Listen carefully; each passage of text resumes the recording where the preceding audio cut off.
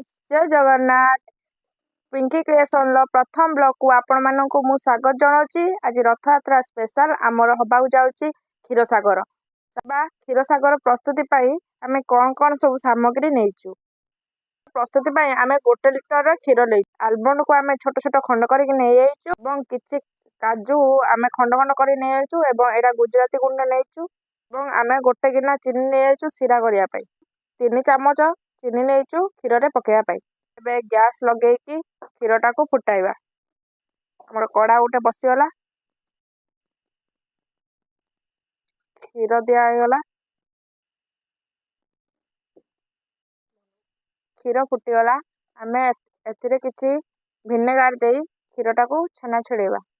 देखंतु आमर एबे छेना छिड़ीगला। देखंतु आम छेनाटा को चकुटिकी आम छोट छोट साइज रे बॉल तैयार करदेलु।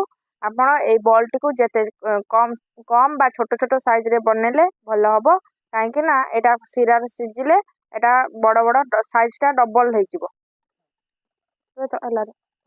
देखंतु आम छेनाटा को चकटिकी एटा छोट छोट साइज रे बॉल करदेलु। आपण ए छेनाटा को चकुटी जेते छोट छोट साइज रो बॉल कले भल हम कहीं एटा सीरा रे सिझिला परे यार साइज 2 डबल हो। एबे आमे कड़ाई रे 1 बाउल चीनी ऐड कलु। बाउल ले 4 गिना पानी आमे ऐड कलु। देखंतु हमर एबे सिराटा फुटी गलानी। आमे एबे ए बॉल्स गुडाक सब या धरे पके दबा।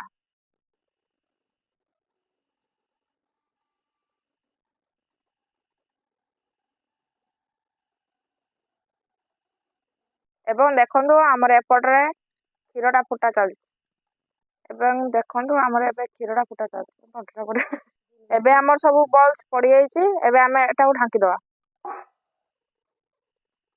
एबे हमर सब बॉल्स गुडा पके दिचंती एवं एकु टिके आमे गोळे देकी एबे आमे ताको ढांकी दवा।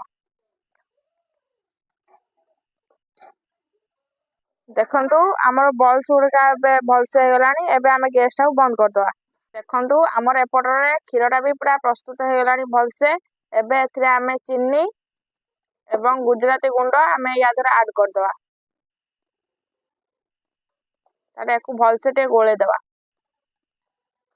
आमर एथिरे जो थिबा काजू गुंड गुड़िक एथिरे आमे पके दवा। पके दे किछि समय फुटेया पई छाड़ दवा।